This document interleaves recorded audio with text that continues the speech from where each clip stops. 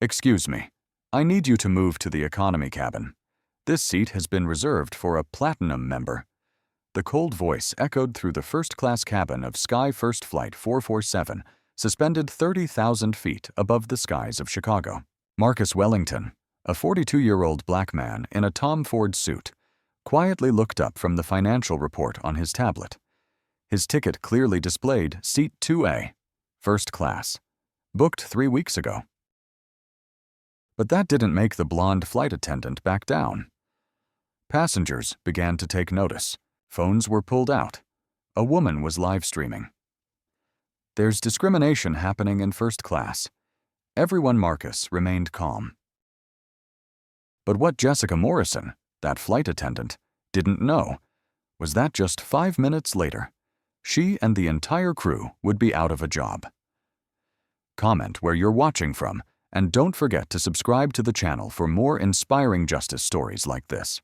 Marcus Wellington sat upright in Seat 2A, dressed in a dark Tom Ford suit, polished Italian leather shoes, and a posture as straight as a statue. His hair was neatly trimmed, his face calm, but his deep-set eyes seemed to have witnessed countless battles, not on the battlefield, but in the closed-door meetings of global finance. In front of him was a half-finished black coffee, a neatly folded Wall Street Journal on his right, and a tablet displaying the fourth-quarter statistics of a transportation corporation. He wasn't here to relax. This was a business trip to Los Angeles, where a $2.8 billion merger awaited his final signature. Marcus was not loud. He wasn't harsh, but his silence, or rather, his hidden demeanor, made some passengers in first class start to look over, especially when he was asked to move for special medical reasons for a white customer.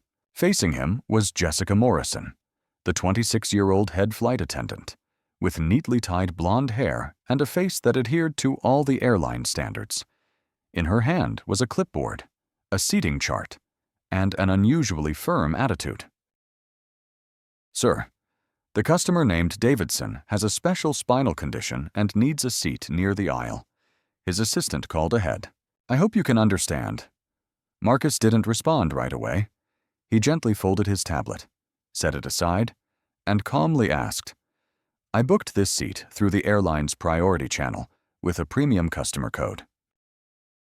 Seat 2A, first class, was purchased 3 weeks ago. Mr. Davidson flies frequently. I have no doubt about that. But today, I am the one with a valid reservation. I don't understand why I have to leave. I cannot share another customer's medical record, but I have been instructed to carry out this transfer. I hope you can cooperate. Everyone, I'm broadcasting the blatant discrimination on Sky First Flight 447. A black passenger is being forced to give up their first-class seat for a white customer, supposedly for medical reasons. But that black person looks healthier than I do." The viewer count jumped from 200 to 600 in just a few seconds. Comments began flooding in. It's clearly discrimination. Why not check who bought the ticket first? Get a close-up. Don't miss it. Marcus didn't argue. He opened his document compartment, a chestnut leather briefcase embossed with the WG Aviation logo. Inside was a stack of documents, a steel business card holder, and a Montblanc pen. He picked up a business card, glanced at it, and said, "I want to speak with the head flight attendant." Jessica replied coldly, "I am in charge of first class, but if you're insistent, I will call Mr. Brad, the flight supervisor." Just a few minutes later, Brad Thompson appeared, tall, salt and pepper hair, 43 years old, with an experienced demeanor and an authoritative attitude. He looked Marcus up and down. His eyes scanned the briefcase, the suit, the Platinum Elite ticket, and then turned back to Jessica as if waiting for confirmation. "What's going on here?" Jessica explained briefly. Brad nodded and then turned to Marcus. "Sir, I need your cooperation. The guest coming in is Mr. Davidson. He has flown with us for 15 years.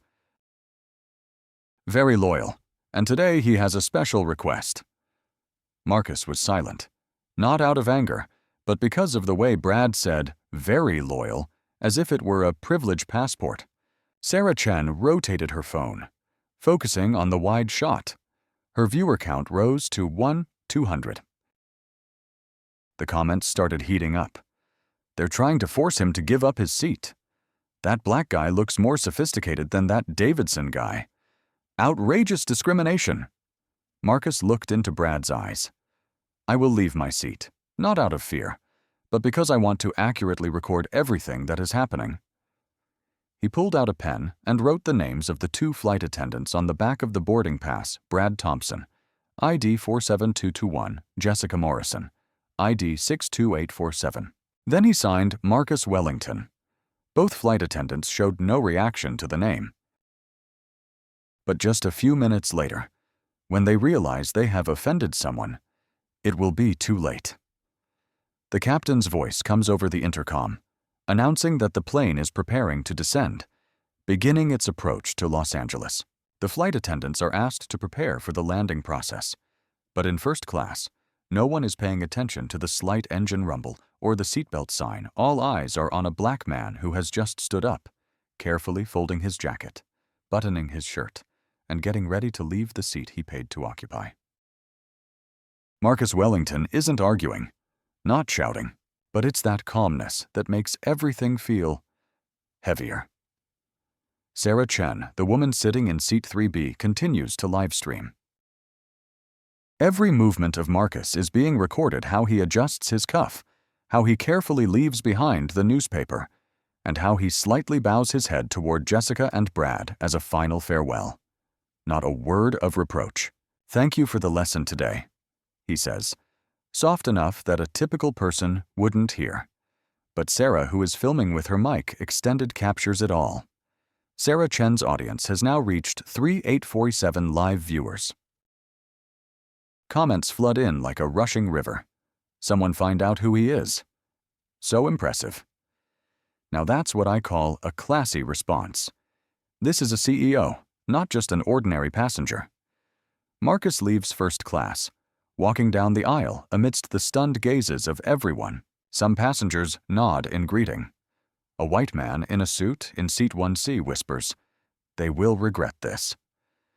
When Marcus sits in seat 14B in economy, squeezed between a student wearing headphones and a businessman opening his laptop, the entire plane seems to fall into a whisper. From economy to first class, everyone was chatting, texting, filming videos, and sharing information. Meanwhile, Richard Davidson, the man who just got assigned to seat 2A, pulled out his phone, turned on the speaker, and called the corporate office in Los Angeles. Henderson Group needs to sign the merger agreement within the next 24 hours, he said loudly, propping his feet up on his suitcase. I've handled the seat issue.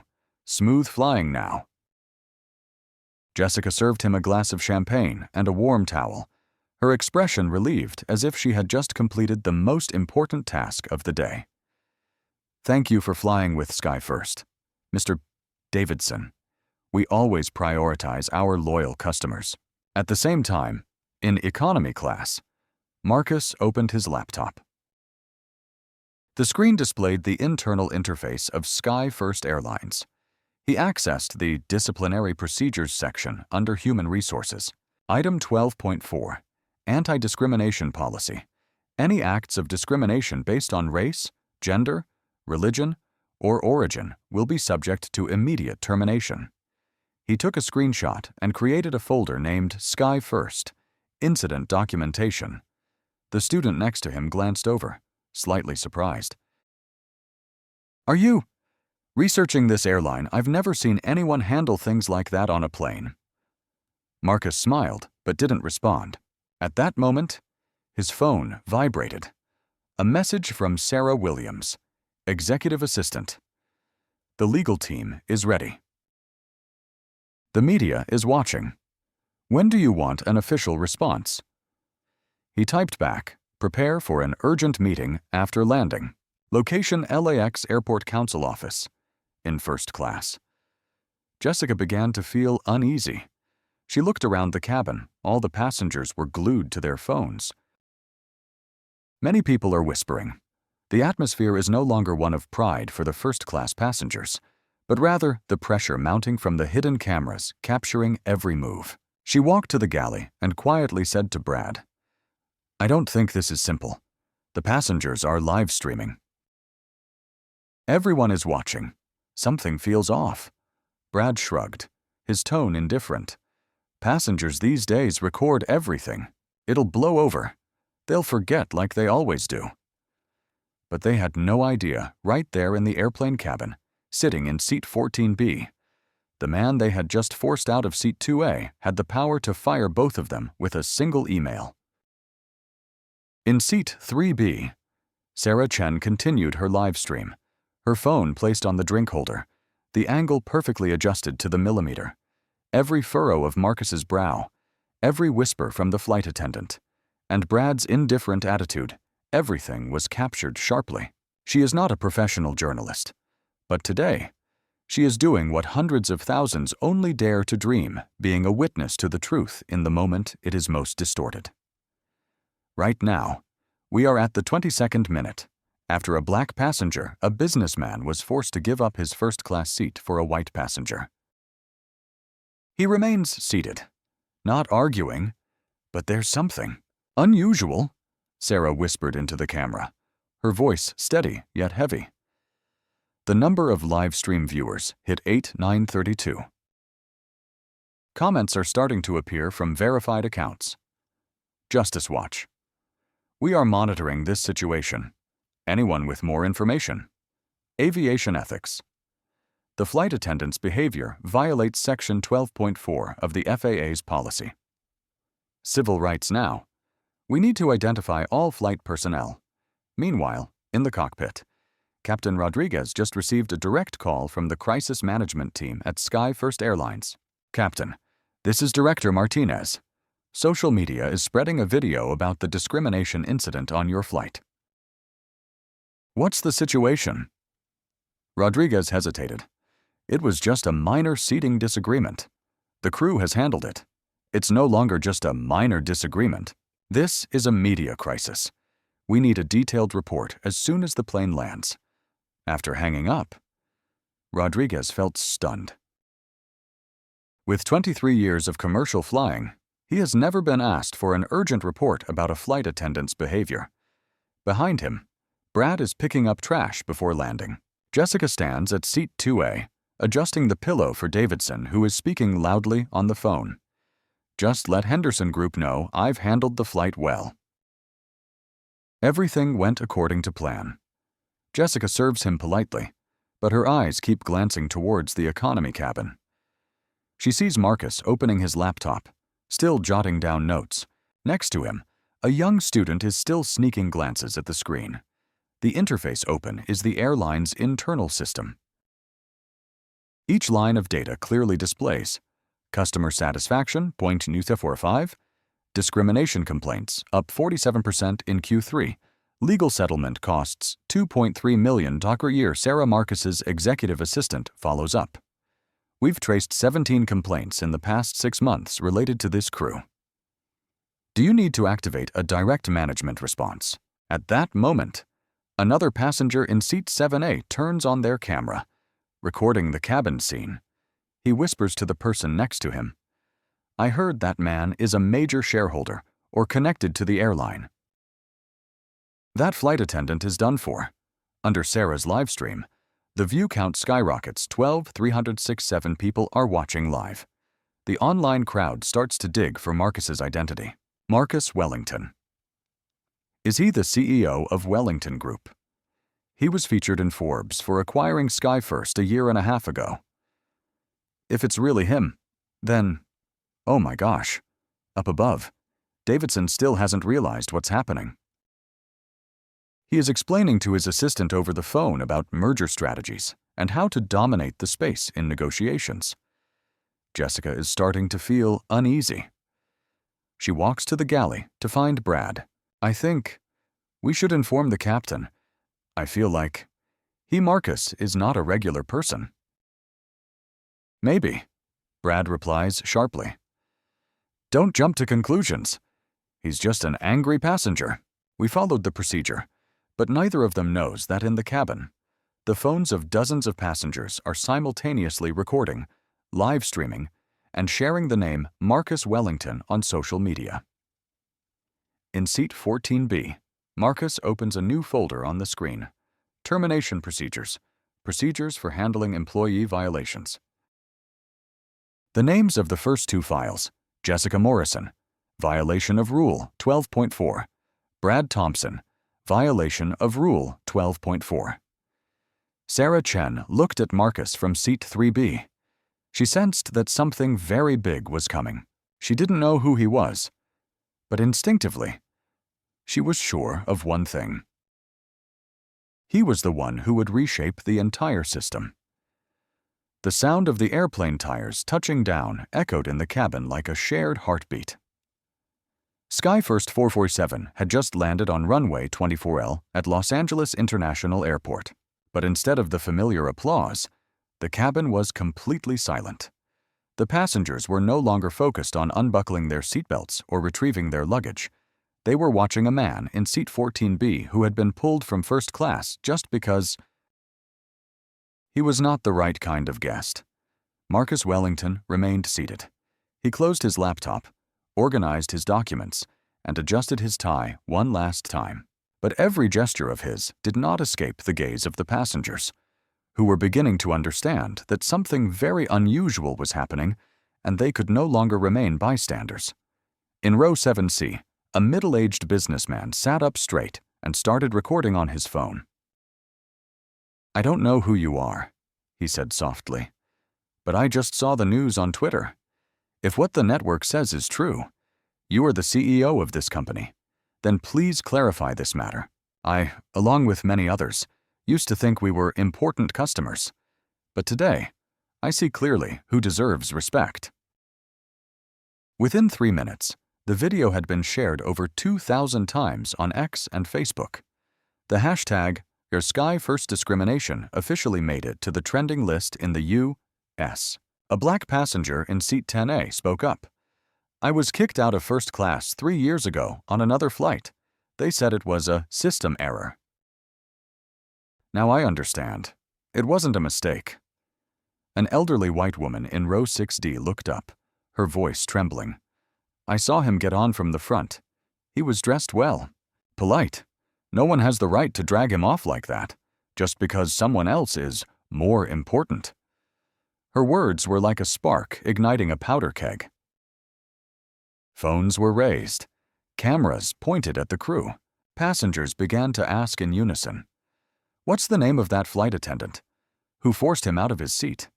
Who will be held accountable for this?" Brad maintained a stoic expression, carrying out the landing procedures as usual. But Jessica, who was collecting the hot towels in the front cabin, began to tremble. She saw the look in the passenger's eyes, no longer curious, but judgmental. A middle-aged woman from the economy cabin stood up, making her way toward the front of the plane. "Can I ask who is in charge of this flight? I want to file a formal complaint." I recorded the entire scene of a passenger being forced out of his rightful seat, and I just realized that was Marcus Wellington. Brad turned his head, paling. Jessica dropped the tray of hot towels. The man in seat 1C, a businessman who had been observing Marcus from the beginning, spoke up. "I confirm. I saw everything from start to finish. And if he is indeed Marcus Wellington, the CEO of Wellington Group, then I just witnessed 2 employees discriminate against the chairman of their own company." In the cabin, the atmosphere grew tense like a drawn bowstring. The sound of cameras clicking continuously filled the air. Sarah Chen has restarted her live stream, and this time the audience has reached 15,203 people. Everyone is waiting for the turnaround. Marcus stands up, holding a briefcase. He walks slowly to the front of the plane. "I need to speak with the head of ground operations as soon as we land," Jessica stammers. "Sir, if there's anything you're not satisfied with, we can assist you at the airline's office," Marcus interrupts, his voice deep, not high, but clearly resonant. "No need. All support processes will take place, at the highest management level. In the place where I'm seated, the entire cabin falls silent. No one laughs. No one moves. Only the sound of cameras, the tapping of keyboards, and the looks without a doubt that turn into support. A young man in seat 18A whistles softly, then starts clapping. Another person stands up in response. Just a few seconds later, the entire economy cabin bursts into applause, not because Marcus is the CEO, but because someone finally dared to stand up with calmness to overturn a system of injustice that has existed for too long on these flights. When the airplane door swings open, the afternoon light from LAX floods the cabin like a release, but not for the crew. For Jessica and Brad, this is the beginning of a nightmare they never anticipated. Marcus Wellington steps out first. His expression was neither angry nor flustered. It was just the calm detachment of someone who had planned everything from the moment he was forced out of seat 2A. In his hands, the leather briefcase contained the documents that would determine the future of an entire organization. At the airplane exit, a group of passengers gathered, waiting phones held high, cameras rolling. Sarah Chen streamed live while walking behind, her voice barely hiding her excitement. You are witnessing a historic moment. The man being pulled from first class. Marcus Wellington is the CEO of Wellington Group, the company that owns this airline. She panned the camera to the business card in Marcus's hand. Marcus Wellington, CEO, Wellington Group. The embossed text, the gold-pressed logo, was captured by thousands of viewers on the livestream, spreading across social media. The viewership surpassed 18,934. Hashtags like NARS Sky First Gate, Wellington Justice, and IC Dignity 30K feet shot straight to the top. 3 trending nationwide. Marcus headed to the ground service desk at Gate 47. A staff member on duty, Jennifer Walsh, looked up as she noticed the crowd and the special guest. She was about to ask when Marcus placed his business card on the table. I need to see the station manager, Carlos Rodriguez, immediately. This is a level 1 priority incident. Jennifer glanced at the business card, her expression changing. Her hand fumbled to pick up the phone. Station manager Rodriguez. Please report to Gate 47 immediately. Repeat. Gate 47. Emergency priority level. Marcus stood waiting with a steady posture, his gaze sweeping across the audience, crew, and staff. People began to realize this story was no longer just a seating dispute. This is a public trial between the executive director and the very system that serves him. In the distance, Jessica and Brad just pulled their suitcases off the airplane bridge. They have no idea what awaits them. Jessica is still worried about the live stream. Brad, if he really is the person they say on social media, then what passenger doesn't complain? They turned down the staff corridor and ran into Rodriguez, rushing toward Gate 47, his face as pale as a sheet. What's going on? Jessica asked. Rodriguez didn't answer. He just muttered, Oh God, I just let the flight crew chase off the owner of the airline. Mr. Wellington, I don't know. Marcus cut him off. No need to explain. I want the meeting to take place here in front of everyone. Because the discriminatory behavior happened publicly, the consequences must also be public. Rodriguez quickly nodded. Yes, please go ahead. Marcus opened his briefcase and pulled out a stack of documents, customer complaint reports, litigation statistics, compensation costs, and the $847 million acquisition contract for SkyFirst sealed by Wellington Group. This is proof that I am the controlling shareholder chairman of the board. And here are the names of the 2 flight attendants who violated Policy 12.4, Jessica Morrison and Brad Thompson. Brad swallowed hard. Sarah glanced at the camera, the continuous comments scrolling. They're exposed. The one who kicked the CEO out is his own employee. Oh my goodness, this is even crazier than a movie. Rodriguez stammered, "Mr. Wellington, I'll take them to the conference room." Marcus nodded slightly. 5 p.m. Conference Room A, LAX Airport. If you are not present, I will sign the termination decision right here. Jessica wanted to say something, but no words came out. She could only see the image of the business card in Marcus's hand and realized there was no turning back. 4:47 p.m. Conference Room A, 5th floor of the LAX office building, filled with a tense atmosphere. A long wooden table covered with documents. A large screen displaying the meeting title, Urgent Meeting, Evaluation of Sky First Flight 447, HR Violations. Marcus Wellington sat at the head of the table, with legal advisor Rebecca Chen on the left and the CEO of Wellington Group and HR Director Michael Torres on the right. No one made small talk. No one laughed. Sarah Chen, with special permission, stood in the hallway, live streaming through the glass wall. Nearly 167 people were watching this hearing live. "We are about to witness undeniable truths," she said into the mic, her tone serious. Rodriguez led Jessica and Brad in. Both were still in uniform, their faces pale. Jessica held a tissue, mascara smudged on both cheeks. Brad tried to maintain a tough demeanor, but his sweat-soaked collar betrayed him. Marcus opened the meeting in a deep voice. "We are not here to argue, but to reflect on behavior through undeniable evidence." Rebecca Chen activated the screen. The video Sarah recorded appeared Jessica asking Marcus to leave seat 2A, Brad stepping up to assist her in a commanding tone, and Davidson casually taking Marcus's place. The conference room was completely silent. Live comments from the live stream keep rolling in. "I can't believe this is how they treat their CEO. The airline industry needs to change, starting today." Marcus maintains a stoic expression.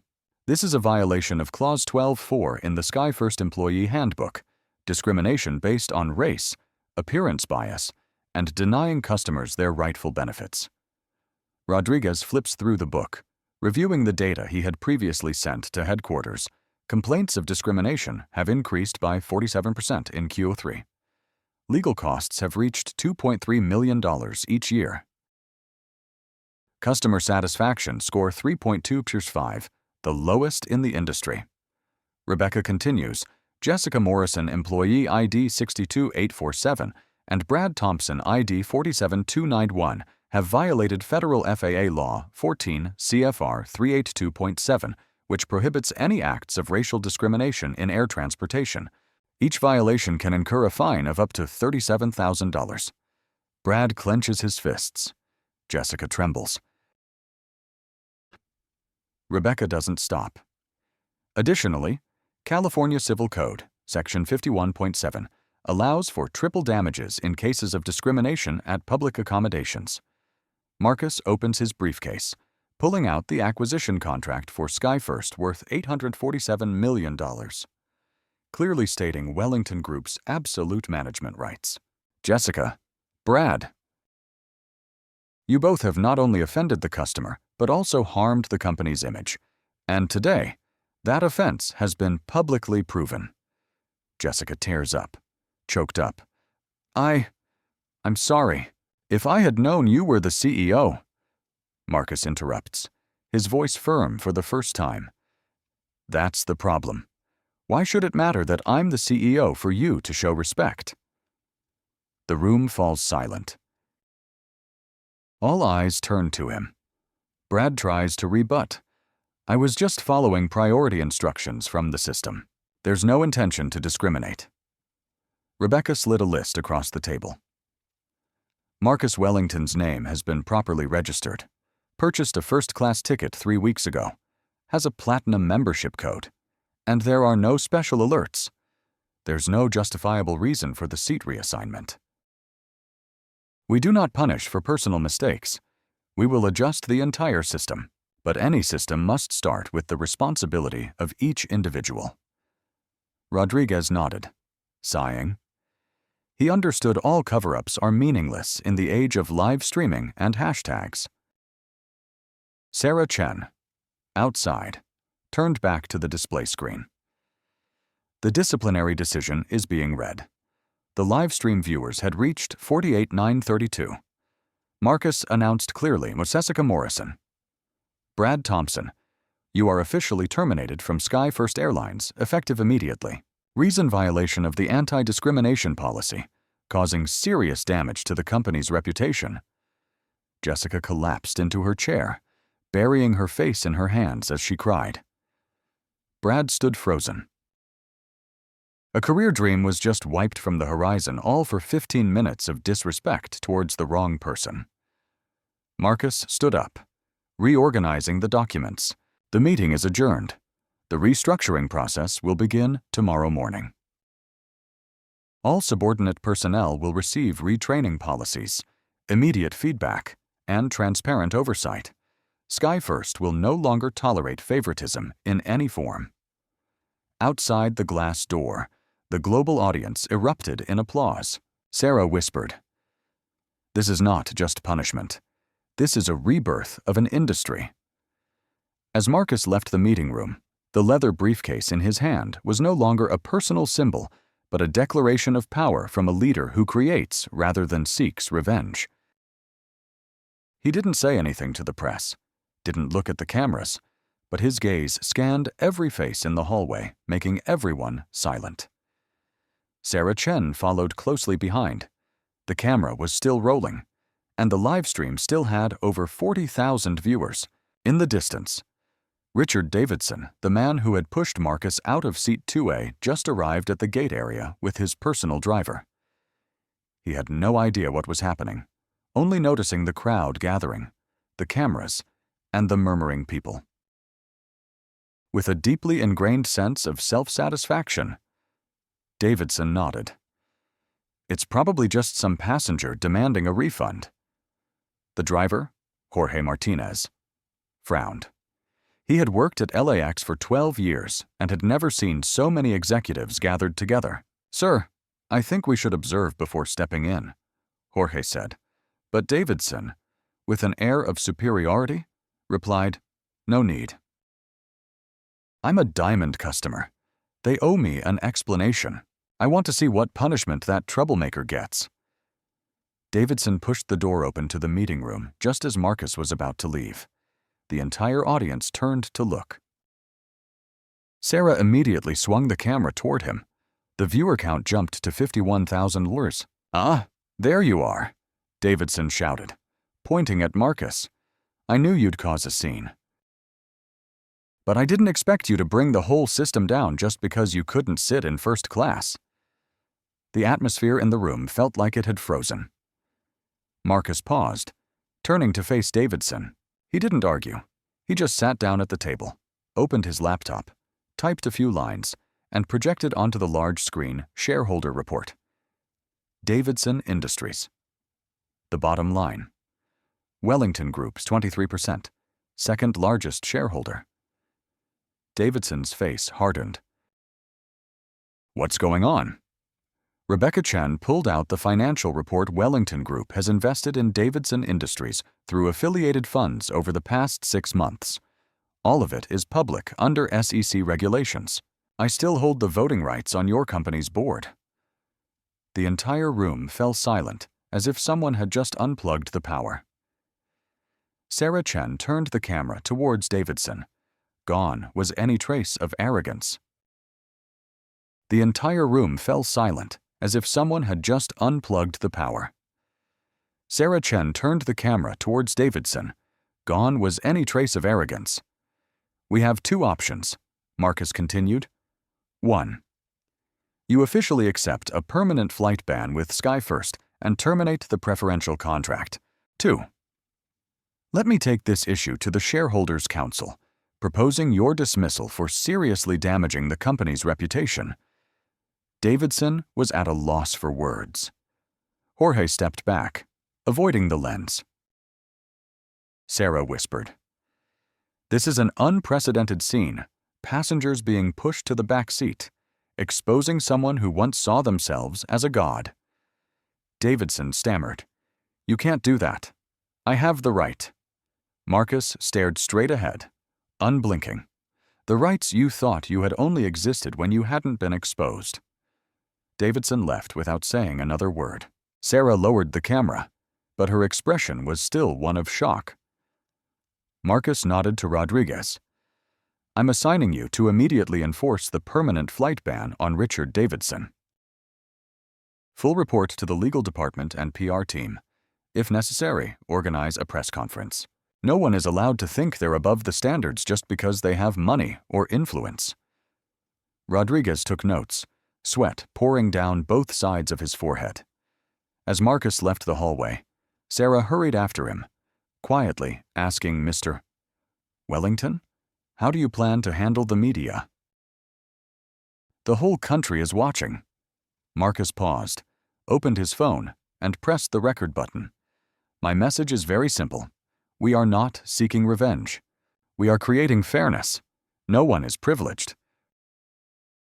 And no one is considered inferior just because of their skin color or their seat." Sarah nodded. She knew that from today. Every lesson in business management would use this story as an example. As for Marcus, he stepped into the car with his leather briefcase, this time not just as the CEO, but also as the one redefining the meaning of customer service in modern aviation. The temporary headquarters of Sky First Airlines at LAX was brightly lit at 7:15 p.m. The 12th floor strategy meeting room had become the crisis center, but not a media crisis anymore. Instead, it was a reform crisis. Marcus Wellington stood in the middle of a circle of senior leaders from Wellington Group. Chief Operating Officer Patricia Williams, Head of Human Resources Michael Torres, Legal Counsel Rebecca Chen, and Chief Financial Officer David Kim. On the screen were dozens of data tables, organizational charts, passenger processes, and glaring red numbers about the decline in brand reputation. Patricia spoke up first. "We need to start from the roots. How employees approach passengers, how reports are handled, and also how the implicit priority culture spreads throughout the system." She presented a training reform plan, 40 hours of mandatory annual training on identifying unconscious bias, quarterly reassessments, a service evaluation scale that includes factors of fairness and respect. "We start next Monday, simultaneously in Los Angeles, Chicago, Atlanta, and Denver." Patricia concluded. Next, Michael Torres opened another slide. Real-time online feedback from the seats. All 265 aircraft will be equipped with a real-time feedback system. Each passenger can anonymously report any unfair behavior right as it happens. Alarm signals will be sent directly to the analysis center. Marcus nodded. He knew that real change didn't come from a few apology letters. It was about how each passenger was given back their voice at the right moment, in the right place. David Kim, the Chief Financial Officer, continued. "We have allocated $500,000 each year to a scholarship fund for minorities in aviation. The priority groups are students of color, women, and communities that have been disadvantaged." Rebecca Chen was the last to stand up. "We have notified the Department of Transportation and the Federal Aviation Administration. Sky First will submit quarterly reports on anti-discrimination starting this month. If needed, we are ready for the government to review any internal processes." Then Marcus stepped to the whiteboard and wrote, "No revenge, just reform." Below it was another line, "No victims, just systems that need fixing." He said, his voice as solid as a rock. "We are not here to be examples of victims. We are here to change the structure, so the next person doesn't have to live stream to demand justice." Sarah Chen, although no longer live streaming, still sat in the corner of the room, invited as a witness and media advisor. She raised her hand. "I'd like to share one thing. My video has garnered over 847,000 views on TikTok, Facebook, and Twitter." But what everyone noticed was not the initial shock, but how he handled it. The new reform is a spark. Now, the entire PR team is present. They suggest Marcus appear on television tomorrow morning. Good Morning America has confirmed. They want him to share a message at 7:15 a.m. CNN and MSNBC are also waiting for a response.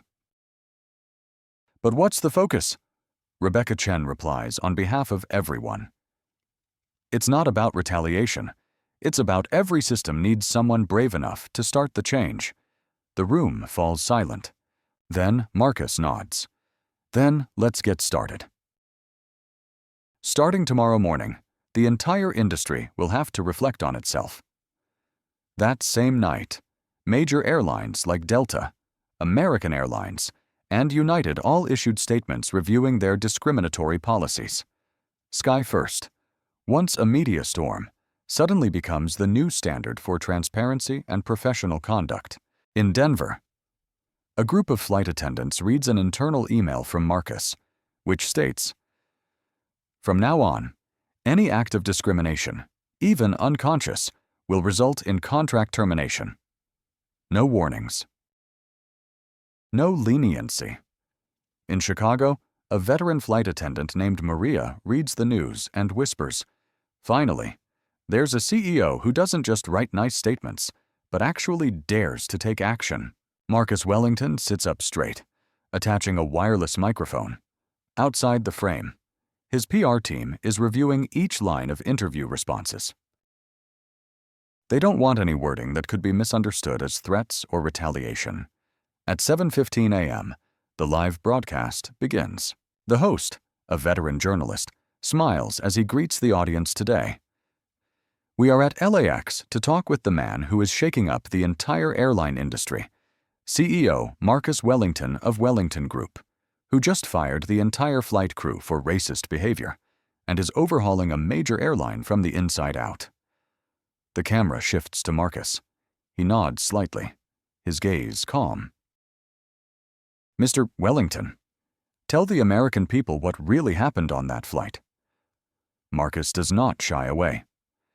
"I was asked to leave my first-class seat, a seat I had booked 3 weeks in advance, confirmed with my Platinum member code, simply because my appearance did not fit their image." The host leans in, lowering his voice. "And you reacted, as the largest shareholder and chairman of that very airline." Marcus smiles lightly. "I reacted, as someone who acts rationally rather than out of anger. I want to ensure that the next person, even if they are not the CEO, will never be treated that way." That statement echoed across America. Over 3 million people watched the live interview. More than 12 million viewed it within 24 hours. Twitter, TikTok, LinkedIn exploded. The hashtag Wellington Effect entered the top 5 global trends. Within 48 hours, 3 major airlines announced they would conduct a comprehensive review of their HR policies. Hotel companies, retail chains, and automotive corporations also began internal audits. A tidal wave domino effect.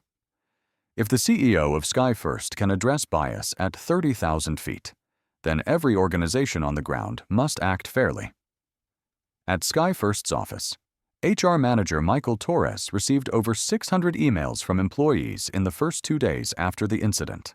Many people apologized, and some reported past discriminatory behavior that had previously been overlooked. A flight attendant named James Park in Atlanta wrote, "I once heard a colleague say that a passenger of color must have wandered into this cabin. I stayed silent, but from today, I will no longer be silent." Meanwhile, in Los Angeles, Sarah Chen, the person who initially recorded the video, was invited to serve as a special advisor to Sky First regarding passenger feedback and media handling. She entered the company headquarters in a completely new role, no longer the blogger live streaming on the plane, but as the initiator of an industry-wide transparency wave. She also received emails from many parents, students, and young people of color. "Thank you for live streaming." "No one believes us without evidence," Sarah cried as she read the letters. But then she smiled. Marcus is not seeking revenge. Photo recreating an equal playground. Also that week, the federal government announced a plan to collaborate with 5 major airlines to establish the Anti-Discrimination Standards Bureau in Transportation. Marcus Wellington was invited to serve as a strategic advisor. He accepted, but with one condition: any proposals from me must be implemented in practice, not just look good on paper. At Harvard Business School, the Organizational Management Department began designing a case study based on the entire event, Sky First Airlines, when the CEO is pushed from their own seat. In the first lecture, Professor Janet Morrison said, "History does not change with a shout, but with a system that records every smallest word and the bravest actions."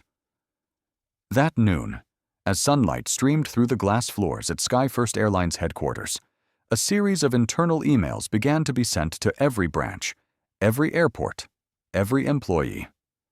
The subject was clear: emergency update. New anti-discrimination policy, effective immediately. The email included a quote from Marcus Wellington. "No employee, from flight attendants to directors, has the right to treat passengers differently, not even with a glance, due to skin color, accent, or appearance. Any biased behavior will lead to termination without warning." At Atlanta Airport, the head of operations read the new policy aloud during the morning meeting. "We no longer have time for excuses. There's no room for, 'I didn't mean to.' It's either right or wrong." Many flight attendants were silent, but inside, something had changed for them. Not just out of fear, but because for the first time, they saw the leadership act faster than the media. That evening, at a small studio in West Los Angeles, Sarah Chen was invited to join the show Evening Current, an in-depth news program followed by millions. The host, Ron DeMarco, asked, "Sarah, do you think if Marcus weren't the CEO, if he didn't have power, would this have been handled the same way?" Sarah looked straight into the camera. "No." And that's the scariest part. But this time, the one being discriminated against is someone who can actually do something about it. We can finally see how deep the injustice runs. Ron nodded. "You just received a full scholarship from the Sky First Foundation." "Right."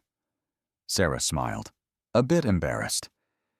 "Yes, I will be training to become a flight attendant to be the one to make a change from the inside." That same night, the official social media account of Sky First Airlines released a photo series titled "Behind the Scenes, The Real People." A series of images featuring real employees, real passengers, diverse in ethnicity and backgrounds, with the slogan, "Every passenger is a priority, no discrimination." The post received over 3 million likes and 400,000 shares. In the comments, many shared their terrible experiences, from judgmental looks to being ignored when asking for help. One woman wrote, "I am a single mother of color who was once denied boarding because they thought my ticket was fake. No one apologized. Today, I watched Marcus's clip.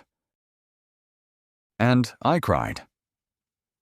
Meanwhile, at the headquarters of Davidson Industries, Richard Davidson is facing financial consequences greater than he imagined. 3 international partners, a Swiss energy company, a South Korean pharmaceutical group, and a Canadian investment fund, have all sent notices to suspend collaboration until Mr. Davidson's discriminatory behavior is clarified and publicly addressed. Davidson's legal advisor reports in a panic. "We're losing over $12 million in annual contracts. The investors are demanding that he step down from the position of chairman of the board." Davidson slams the table. "I apologized. I've done the awareness training already." He knows that this is not the end. Fighting discrimination is not a one-time action. It is a long-term endeavor. CFO David Kim reports. Just 1 week later, Sky First's stock price rose by 9%. The number of passengers booking tickets increased by 21%. The brand's reputation on measurement indices has nearly doubled. Marcus just nodded slightly, because we dared to look straight ahead. He opened his laptop, presenting a new slide to the entire board, Personnel Map Diverse Structure, reflecting our customers. It included plans to hire flight attendants, pilots, and technical staff from minority communities, not just to beautify the report, but to create a sense of safety for all passengers. He concluded with a statement, "Change doesn't happen on paper. It starts when the last person in the system is treated like the first." 3 weeks after Marcus Wellington was forced out of first class on the fateful flight, LAX Airport welcomed a special day. It's not just because the head of state is visiting, but because of the Equal Passengers event, the first program organized by Sky First Airlines to honor passengers who have faced unfair treatment and are now invited back with complimentary, lifetime first-class tickets. The lavish Sky First VIP Lounge today is not just reserved for familiar wealthy faces, but is a space for those who have been overlooked: an elderly Latino man who was denied service for not speaking English, a black single mother who was misassigned a seat despite having a young child with her, and an Asian veteran who was repeatedly called the wrong name throughout the flight. The host of today's program is none other than Sarah Chen, the girl who live-streamed Marcus's incident. Now, in her new Sky First flight attendant uniform, she steps up to the podium, her eyes shining. When I was filming that video, I didn't know the world would change. But today, as I stand here, it's proof that, if you don't have power, you can still do what's right. If you dare to hold the camera and not turn away. Below the stage, Marcus Wellington sits quietly. He doesn't go up to speak. He doesn't need his name to be called out. But every gesture he makes, every decision from the senior counsel, all appear before thousands as living proof of a new system. No one should be overlooked because of their appearance. After Sarah's speech, a series of passengers step onto the stage to share their stories, not to reopen wounds, but to mark the transformation that has taken place. A middle-aged woman holds a microphone, choked up. For the first time in 20 years of flying, someone asked me if I needed help with my suitcase, without looking at me like I was a burden. A young boy of African descent steps up, holding a handwritten letter. "Thank you, because now my mom doesn't have to cry after every flight anymore." In the auditorium, many people begin to cry, not because they are weak, but because finally, the feeling of being valued has come to them as a basic right. At the same time, at the Sky First Communications office, the PR team announces the summary report after the restructuring. The rate of discrimination complaints has decreased by 63%. Overall satisfaction has increased from 3.2 to 4.6 stars, more than 87,000 positive responses about fair service. The New York Times published an editorial from a stolen seat to a reformed industry. Marcus Wellington has done what few CEOs dare, trading silence for justice. In the internal meeting room of Wellington Group, Marcus receives proposals from Harvard, Stanford, and MIT to include the Wellington method in the official curriculum for organizational behavior management. He does not agree immediately. He only texts one line: "Don't turn it into a theory. If you want to teach, let students go into the real world and invite a passenger who has been denied service to be a guest lecturer." That night, Marcus returns to his modest apartment on the 28th floor, the one he has kept for all these years, despite having hundreds of millions in assets. Not because he regrets the money, but because he wants to remember that every time he steps out onto the balcony and looks down at the city, he was once down there, once denied, once suspected, and once seen as non-existent. His phone lights up, a message from Sarah Chen. "I just served my first flight. An elderly passenger gave up their seat for an elderly black woman. No one reminded them. They did it themselves. Thank you," Marcus typed back. Simply, "That's when I knew change had taken root." He set the phone down and looked back at the final report on the table. Sky First Scholarship 127 students from 18 states studying to become pilots, aerospace engineers, and airline management professionals. In the list, There was a name, Sarah Chen, trainee flight attendant, semester 1. Marcus smiled, not a triumphant smile, but a smile that knew the journey was on the right track. And this time, everyone was along for the ride. 3 months later, on flight SF-227 from San Francisco to New York, a 10-year-old girl of African descent boarded the plane with her grandmother, an elderly woman in a gray sweater, her hands trembling slightly with age. They were economy class passengers, sitting in the last row, 31E and 31F. The head flight attendant that day was Bradley Kim, one of the first trainees to complete the unconscious bias awareness training initiated by Marcus Wellington himself. He had previously worked at another airline, but after the events at SkyFirst, he came here, where all the old rules had been erased and rewritten with respect. Seeing the elderly woman struggling to walk, Bradley bent down and asked, "Can I help you with your luggage?" "Ma'am, your seat is at the back. Let me take you there." The girl quickly bowed her head. "Thank you, sir. My grandmother is afraid of flying, but she said she wanted to try because she has never traveled far before." No one was questioned about their seat. No one had to prove that they belonged here. He had once been skeptical of Marcus Wellington's reforms, but witnessing this peaceful transformation, he began to understand. You don't need a live stream to make things change. Sometimes, change happens quietly, but profoundly.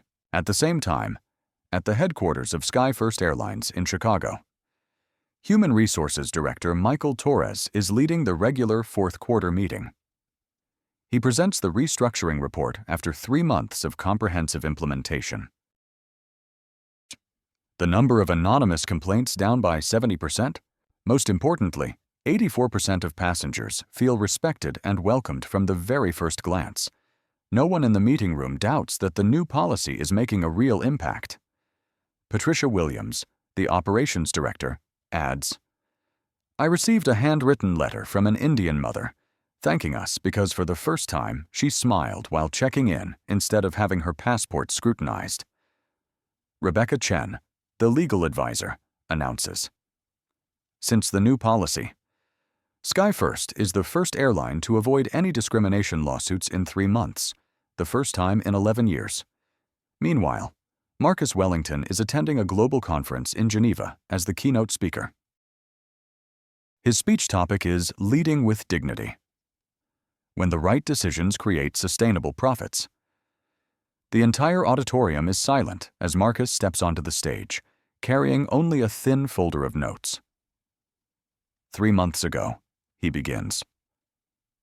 I was asked to leave first class, not due to a booking error, not for security reasons, but because my appearance did not fit some unconscious notion of success.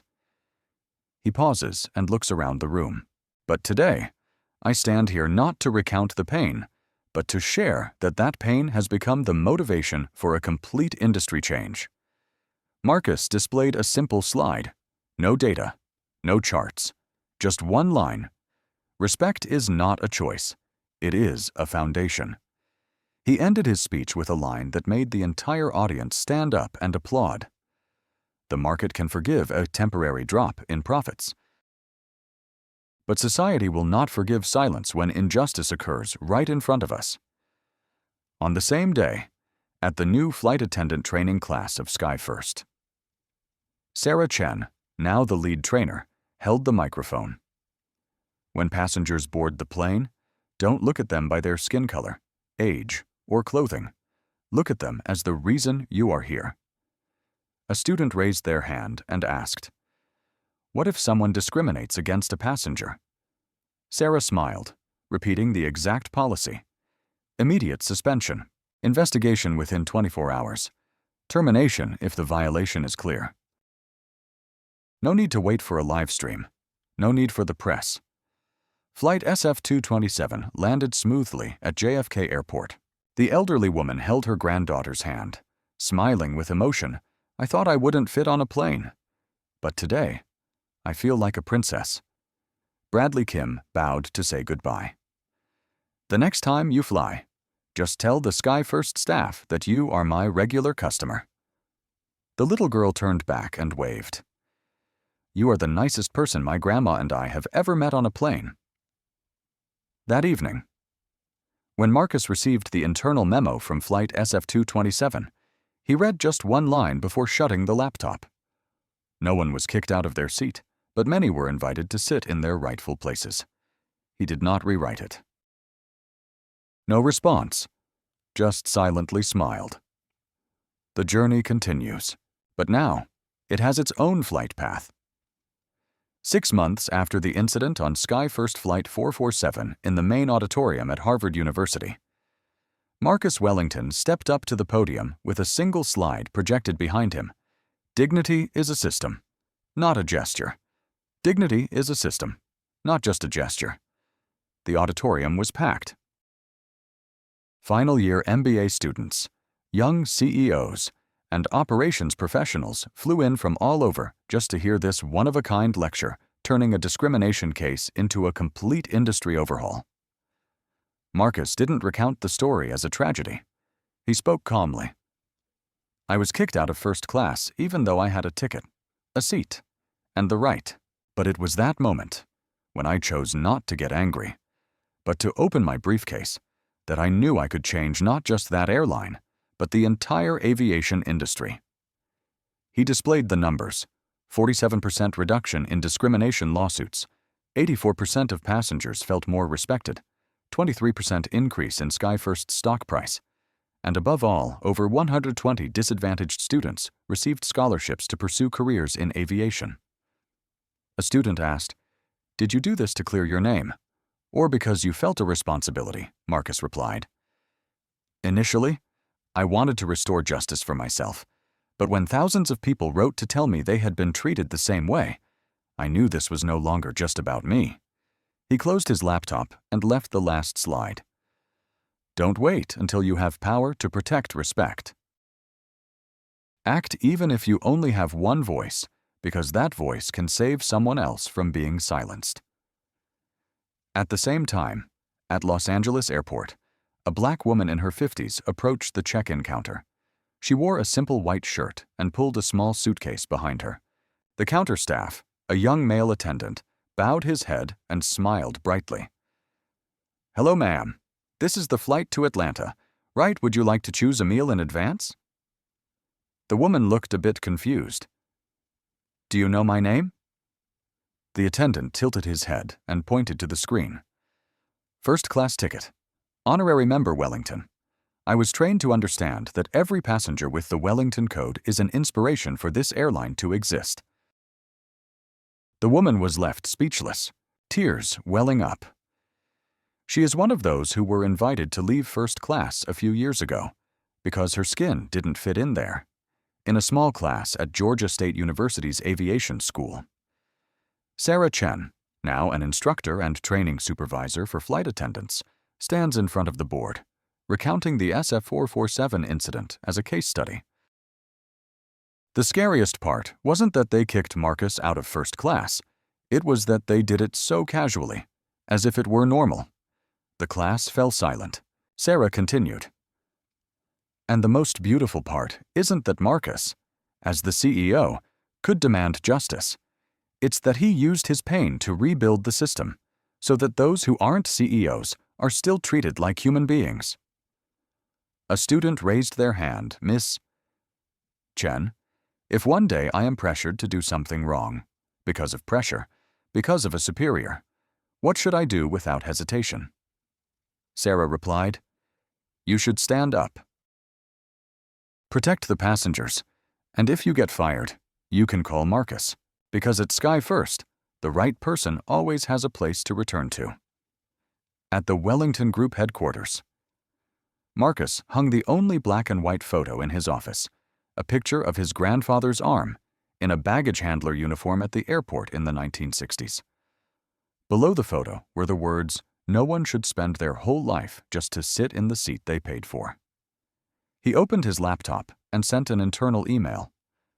"We are not building an airline. We are building a service culture, a place where a poor child sitting next to a billionaire is greeted with the same smile. Dear friend, if you've ever witnessed or experienced injustice, been overlooked, or discriminated against just because of your appearance, remember you are not alone, and you are not powerless. Every small action, from documenting events, speaking up for protection, to maintaining dignity, can create a bigger change than you think. Please share this video with your friends, colleagues, and family. Comment on the story you have witnessed so others can see they are not alone. And don't forget to subscribe to the channel. Turn on notifications to catch the next stories, where justice doesn't need to shout, just needs to stand firm.